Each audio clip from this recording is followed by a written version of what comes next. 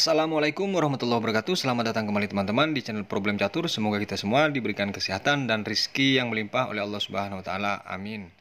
Baik teman-teman, kali ini saya akan memainkan pembukaan Philidor yang dimenangkan oleh Putih. Partai ini dimainkan oleh Paul Morphy melawan Daniel Horowitz pada tahun 1849. Dimulai dari E4 oleh Morphy dan E5, kuda F3, D6 dan D4. Setelah mengajak pertukaran diterima oleh hitam. Langsung dipukul oleh menteri, bukan kuda teman-teman. Kuda C6 langsung mengancam menteri, gajah ke B5. Setelah dipin kuda ini teman-teman, gajah ke D7. Dan di sini langsung dipukul oleh Morphy. Gajah kali gajah, dilanjutkan gajah G5. Menteri diancam, F6 dijawab oleh hitam. Gajah ke H4. Kuda ke H6 dan dijawab dengan kuda C3. Menteri ke D7. Putih langsung rokade, gajah E7 dan benteng A ke D1. Di posisi ini dari hitam juga rokade teman-teman. Dicek ke C4, dibalas dengan ditutup dengan benteng. Maksud dari hitam menutup dengan benteng untuk segera menyerang ke arah sayap raja teman-teman. Dengan nanti akan disusun benteng, tujuannya juga akan didorong pion ke G5. Baik, dilanjutkan kuda ke D4. Dan gajah ini diancam oleh Morphy, tapi diabaikan dengan menaikkan kuda G4. Dibalas dengan H3 dan langsung kuda ke E5. Langkah posisional dari hitam ini teman-teman cukup bagus, memaksa menteri ini harus mundur lagi ke E2, G5, dan gajah ke G3. Perhatikan teman-teman, secara desakan inisiatif unggul dari hitam. Benteng G7 dan di sini dijawab kuda F5. Setelah diancam, benteng lari ke G6, F4 dan G kali F4. Tambah senang dari hitam karena terbuka dari posisi, tapi itu sudah didesain oleh Paul Morphy teman-teman.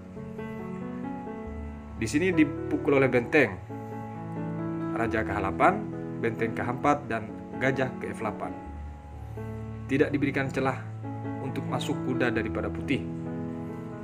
Gajah kali kuda di sini dan pion kali gajah, benteng ke F1, dibalas dengan menteri ke E6.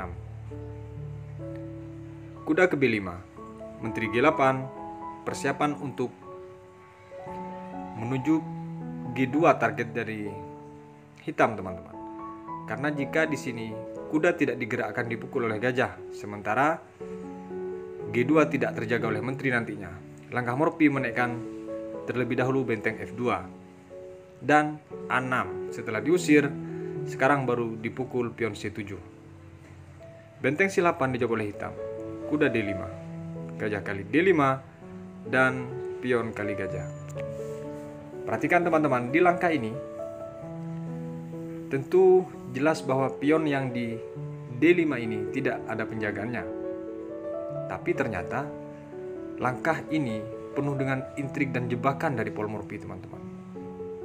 Kita akan analisa bagaimana kalau dipukul dengan menteri. Baik, jika menteri hitam tertarik dengan pion ini teman-teman, yang terjadi akan dibuang oleh Morphy ternyata benteng dengan cek, dan ini mustahil untuk menghindar. Setelah dipukul oleh raja, datang cek. Ini boleh ditutup dengan gajah atau dengan benteng. Yang jelas dari putih sudah kalah kualitas teman-teman. Juga kalah perwira, dan jika di sini ditutup oleh gajah, maka yang datang kuda ke E7, menggarpu menteri dan benteng di sini. Jelas menteri hitam untuk melindungi benteng bagaimana caranya, yaitu hanya satu-satunya untuk melindungi di E6. Setelah dia ke E6, maka akan dipukul. Tentu tidak mungkin dibiarkan kuda ini setelah dipukul oleh menteri teman-teman. Datang cek, dan ini merupakan langkah paksa. Kalau dipukul jelas unggul menteri daripada Paul Morphy, dan ketika ditutup misalnya, ini tidak akan dipukul terlebih dahulu, pasti putih melakukan cek ke F5. Dan setelah kemanapun raja daripada hitam, baru sekarang dipukul. Dan setelah dipukul pakai gajah ataupun pakai raja, maka benteng hilang. Mutlak kemenangan untuk putih. Kembali ke posisi di saat pion ini memukul gajah tanpa pengawalan, teman-teman. Dijawab oleh hitam benteng C7, C4, dan gajah ke E7. Benteng ke H5, menteri di sini ke E8. Di sini C5 dijawab oleh Morphy dengan tujuan untuk menghilangkan penjagaan gajah yang di E7, teman-teman. Dan di sini langsung dipukul oleh benteng, karena kalau dipukul dengan pion tentu dia harus kehilangan salah satu perwiranya, teman-teman. Di sini langsung dibuang oleh Paul Morphy dengan cek memukul pion H7. Wow, luar biasa langkah Paul Morphy. Ternyata prediksi tadi sudah benar dilakukan oleh Paul Morphy, teman-teman. Diterima dan H5 cek G8. Perhatikan, teman-teman, langkah yang tanpa bisa ditawar dari Paul Morphy ini yang memaksa semuanya menjadi serba salah. Jika di sini, teman-teman, menteri memukul benteng langsung, akan dipukul dan terjadi skak seter misalnya. Cuman di sini akan berpotensi remis karena pion yang di D5 ini harus hilang, sementara jumlah pion sama. Makanya Paul Morphy di langkah saat raja ini lari ke G8, Paul Morphy memukul gajah dengan cek. Dan di sini raja ke G7. Karena kalau dipukul maka dia harus kehilangan benteng. Di sini raja ke G7, teman-teman. Kuda ke F5. Setelah cek kembali, karena di sini pilihan langkah hanya ke G8.